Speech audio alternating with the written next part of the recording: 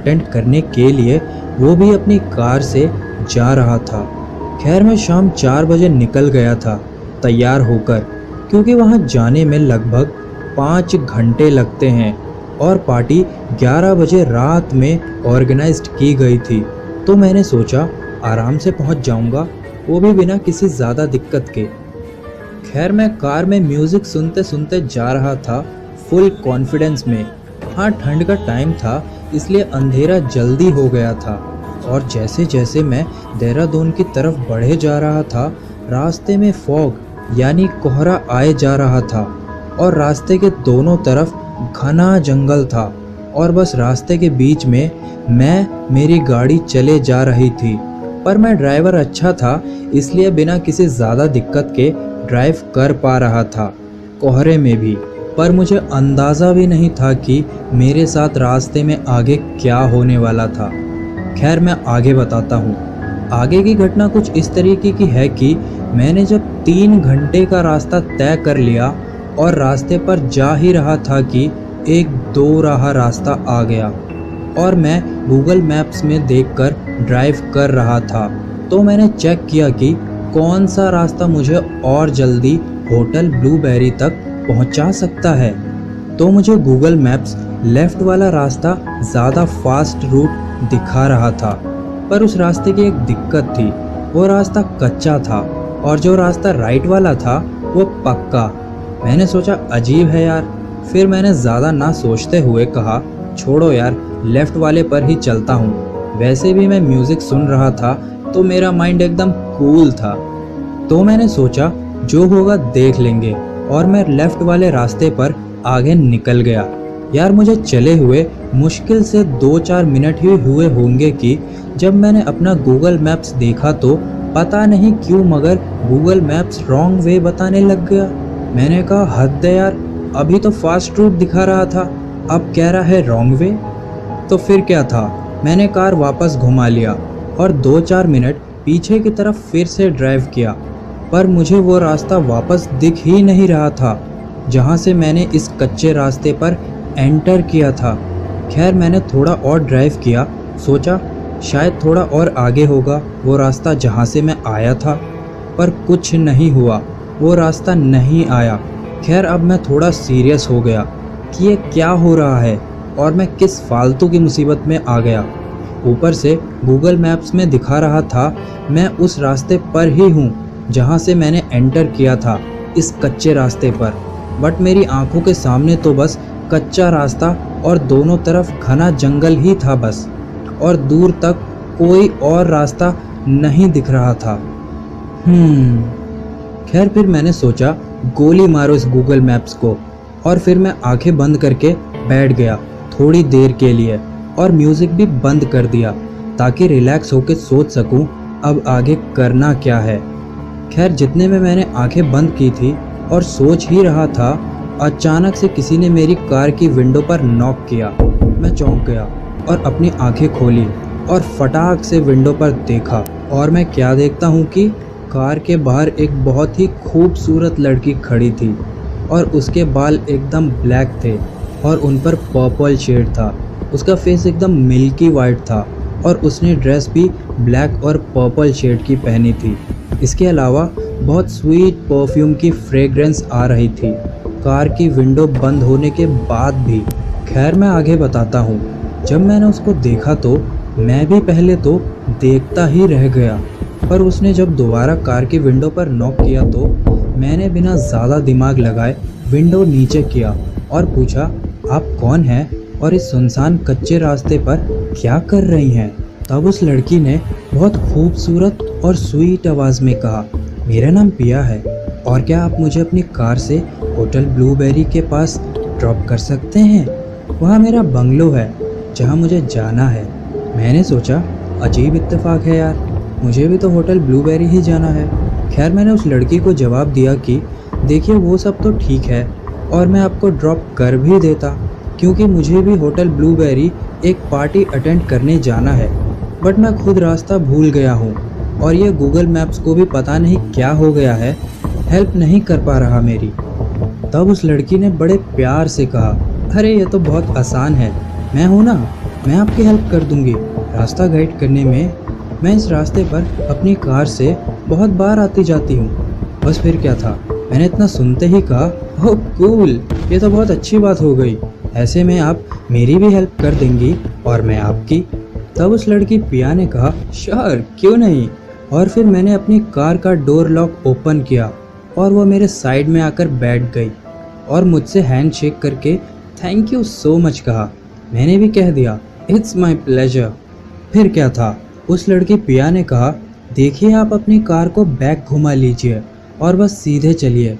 उसके बाद मैंने बिल्कुल वैसा ही करा जैसा पिया ने मुझे गाइड किया, यही सोचते हुए कि उसको इस रास्ते के बारे में ज़्यादा पता है।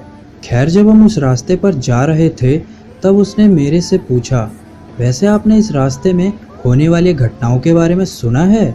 मैंने फट से कहा, मतलब कैसी घटना? तब वो बोली, आपको पता नहीं है तो मैं बता देती हूँ। इस रास्ते पर कई लोगों की अजीब तरीके से मौत हो चुकी है और माना जाता है कि ये किसी भेड़िए का काम है।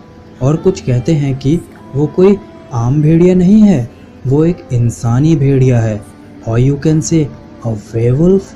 मैंने ये सुनते ही कहा, ये क्या बात हुई? मैं मानता हूँ कि ये किसी भेड़िए का काम हो सकता है, but werewolf, what nonsense is this? ये तो किसी मूवी में ही हो सकता है। फिर पिया ने स्माइल देते हुए कहा, maybe you are right, but किसे पता सच भी हो। तो मैंने भी इसी बात पे पिया से कहा, अच्छा ऐसा है तो आप यहाँ अकेली क्या कर रही थी? आपको डर नहीं लगता कि भेड़िया आप पर अटैक कर देगा? तो पिया बोली, मैं अपने साथ डिफेंड करने के लिए ब्लैक पेपर स्प्रे लेकर चलती हूँ और मैं वैसे भी कार से आती जाती हूँ इस रास्ते पर, तो मुझे कुछ नहीं होता। तो इतने में मैंने कहा, आपके हाथ तो खाली हैं, ना कोई बैग है, कहाँ है पेपर स्प्रे? वो बोली, है बस मेरे पास, मेरे डिफेंस का तरीका, यू डोंट वरी। और फिर पिया ने इतने में कहा, आप आगे से लेफ़्ट लेना। मैंने कहा, ओके। तो पिया ने कहा, और जैसे ही मैंने लेफ़्ट लिया कि अचानक ऐसा लगा कि मेरी कार के पीछे वाली डिग्गी में किसी ने धड़ाम से कुछ उठा के पटक दिया हो। मैंने कार को झट से रोक दिया, ये देखने के लिए कि आखिर ये कैसी आवाज़ थी और क्या बात है। पर जैसे ही मैं बाहर निकल के देखने वाला था ही कि पिया बोली, hey don't go out, it's not safe for you. तो मैंने कहा, अच्छा जी, अच्छा मेरे लिए सेफ नहीं है और आपके लिए बड़ा सेफ है। Nice joke, I am going to see, चिंता मत करो, 1 मिनट में आता हूँ। तो मैंने बिना ज़्यादा सोचे और पिया की बात को इग्नोर करते हुए बाहर डिग्गी में क्या हुआ है देखने को निकल गया। खैर मैंने जब पीछे जाकर डिग्गी की तरफ देखा तो वहाँ कोई डेंट या निशान दिखाई नहीं दे रहा था। तो मैंने सोचा, अजीब है यार, इतनी ज़ोर से साउंड आई थी पर यहाँ तो सब ठीक है। इतने में मैंने सोचा, मुझे क्या, पर कार के अंदर जाने से पहले मैंने सोचा डिग्गी ओपन करके भी चेक कर लेता हूँ सब ठीक है कि नहीं। तो मैंने जैसे ही डिग्गी को ओपन किया और अंदर देखने लगा कि अचानक से मेरे सिर के ऊपर जो पेड़ था उस पर से कोई कूदा और मेरे ऊपर चिपक गया और मुझे काटने की कोशिश करने लगा। खैर जब ये हो रहा था मैं उसके गुर्राने की साफ साफ आवाज़ सुन सकता था और उसके बॉडी पर बहुत सारे हेयर्स यानी कि बाल थे। मुझे लगा कहीं ये वही वेवुल्फ तो नहीं जिसके बारे में पिया कह रही थी। मैं इसके बाद चिल्लाने लगा, हेल्प हेल्प, और अपनी पूरी पावर लगाकर उसको दूर करने की कोशिश कर रहा था, पर वो मुझसे बहुत ज़्यादा पावरफुल था। मैं फील कर सकता था कि मैं उसके आगे कुछ भी नहीं हूँ, पर मैं जितना कोशिश कर सकता था मैं कर रहा था। और फिर मैंने शोर मचाते हुए उसको ज़ोर से झटक दिया जिससे वो बस जैसे तैसे मुझसे थोड़ी दूर हो जाए। कि इस कोशिश में मैं उससे दूर तो हो गया पर मैं भी पीछे जा गिरा जिससे मेरी आंखों में धूल चले गई और मैं कुछ भी साफ नहीं देख पा रहा था उस टाइम। फिर क्या था, मैं धुंधला ही सही पर मैं ये देख सकता था कि वो वेवुल्फ भागता हुआ दोबारा मेरे ऊपर जंप मारने की तैयारी कर रहा था। बस फिर क्या था, मैंने सोच लिया बेटा मैं तो आज गया और अपने को कोसने लगा। मैं कार से बाहर निकला ही क्यों आखिर, कि इतने में उसने जंप लगा दी मुझ पर। बस फिर मैंने अपने हाथों को चेहरे पर लगाते हुए फेस को कवर कर लिया डर के मारे, और ये सोचते हुए कि दिस इज़ माई एंड। इतने में मैं देखता हूँ कि जैसे ही वो वेवुल्फ मेरे ऊपर जंप करके पहुँचने वाला ही था कि उससे 1 सेकंड पहले कोई मेरे सामने आकर खड़ा हो जाता है, इससे पहले कि वो मुझ पर जंप कर पाता। और इतना ही नहीं, वो उस वेवुल्फ को पकड़ के मुझसे बहुत दूर फेंक देता है और फिर उस वेवुल्फ के साथ लड़ने लग जाता है, और दोनों के बीच में बहुत ज़ोरदार लड़ाई होती है। और मैं ये देख सकता था वेवुल्फ और मेरी जान बचाने वाला लड़ते लड़ते ट्री यानी पेड़ पर चले जाते हैं। और सच बताऊं तो मुझे लग रहा था ये सब सपना है या मैं किसी मूवी में आ गया हूँ।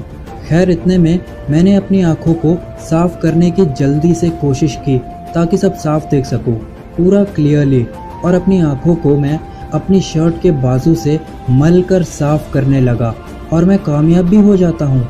मैं सब साफ देख सकता था इसके बाद। पर जितने में मैं आंखों से साफ देख पाया तो मैंने क्या देखा कि सब कुछ शांत हो चुका है, वहाँ कोई नहीं है।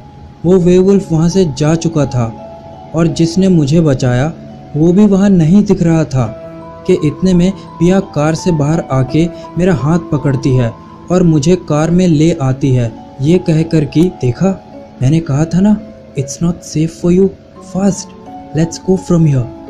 पर मैं इस हालत में नहीं था कि ड्राइव कर पाता, तो पिया ही कार को ड्राइव करने लग गई और मैं बेहोश हो गया क्योंकि मुझे शॉक लगा था रियल लाइफ में वेवुल्फ को देखने की वजह से। पर जब होश आया तो पिया कहती है, आर यू ओके नाउ? बोलो। मैंने पिया का कोई भी आंसर नहीं दिया और मैंने बेहोश होने से पहले जो देखा उसको याद कर रहा था। मैंने देखा था कि पिया की आंखें उस टाइम ब्लू दिख रही थी और उसके होंठ के किनारे पर हल्का सा रेड लिक्विड लगा हुआ था, और जब वो बोल रही थी तो उसके टीथ यानी आगे के दांत कुछ डिफरेंट लग रहे थे। पर होश में आने के बाद ऐसा कुछ भी दिखाई नहीं दे रहा था, सब नॉर्मल था, बस एक चीज़ को छोड़कर, उसकी ड्रेस पर लगा वो ब्रॉच जो टूटकर गिर गया था और उसकी ड्रेस पर नहीं दिख रहा था।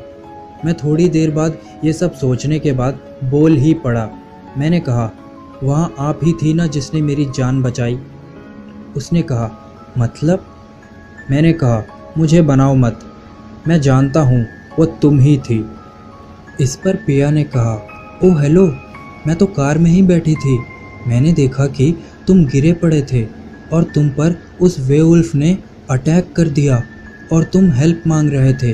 बस मैंने अच्छा मौका देखते ही तुमको कार में बैठा लिया और निकल गई वहाँ से। बाकी आप क्या बोल रहे हो वो आप ही जानिए।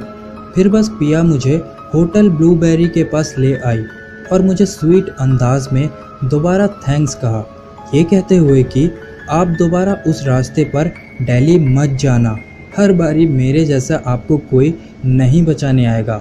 वो तो मैंने आपको सही मौके पर कार में बैठा लिया तो आप बच गए, ओके। बस फिर मैंने भी उसको थैंक्स करते हुए बाय कह दिया। फिर पिया अपने बंगलों की तरफ चली गई, पर मैं पार्टी में भी वही सब सोच रहा था जो कुछ मैंने देखा था। मैं उसको झुठला नहीं सकता था, और पिया कुछ भी कहे पर मैं जानता हूँ जिसने मेरे सामने आकर उस वेवुल्फ को रोक लिया मुझ पर जंप करके अटैक करने से, वो पिया ही थी 100%। क्योंकि मैं धुंधला ही सही पर मुझे बचाने वाले में भी मैंने वही सब नोटिस किया था जो कुछ मैंने पिया को फर्स्ट टाइम मिलते वक्त किया था। Black blue shade hairs, milky white body, black blue shade dress, और सबसे बड़ी बात सेम परफ्यूम फ्रेग्रेंस जो मुझे अच्छे से याद थी, जो कि पिया के बॉडी से ही आ रही थी। और मैं सही बताऊं तो आई थिंक पिया एक वैम्पायर गर्ल थी, एक बहुत ही प्यारी वैम्पायर गर्ल जिसने मेरी हेल्प करी उस वेवुल्फ से लड़कर और मुझे बचाकर। और कोई आम लड़की ऐसा नहीं कर सकती क्योंकि मैं भी एक बॉडी बिल्डर हूँ और आराम से 80 से 100 केजी और कभी कभी इससे भी ज़्यादा उठा लेता हूँ। पर उस वेवुल्फ के सामने मेरी पावर एक मक्खी जितनी होगी, पर एक पतली दुबली लड़की उसे इतनी आसानी से उठाकर फेंक दे, ऐसा हो नहीं सकता। और वो पिया ही थी। ये मैं इसलिए भी कह सकता हूँ क्योंकि जब वो मेरे सामने आई थी मुझे डिफेंड करने, तो उसका ड्रेस का ब्रॉच टूटकर मेरे शर्ट में फंस गया था, जो कि आज भी मेरे पास ही है। और अब मुझे इन सब बातों पर पूरा यकीन है कि वेवुल्फ और वैम्पायर एग्जिस्ट करते हैं। एंड आई होप काश मुझे पिया से फिर मिलने का मौका मिल जाए। She was so beautiful and cute vampire girl.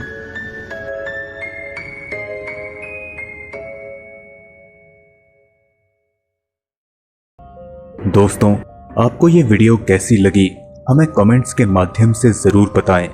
अगर आपको ये वीडियो पसंद आई तो आप इसे लाइक करें और अपने दोस्तों के साथ ज़्यादा से ज़्यादा शेयर करें। हम जल्द आपसे अगली वीडियो में मुलाकात करेंगे। तब तक के लिए इजाज़त दीजिए।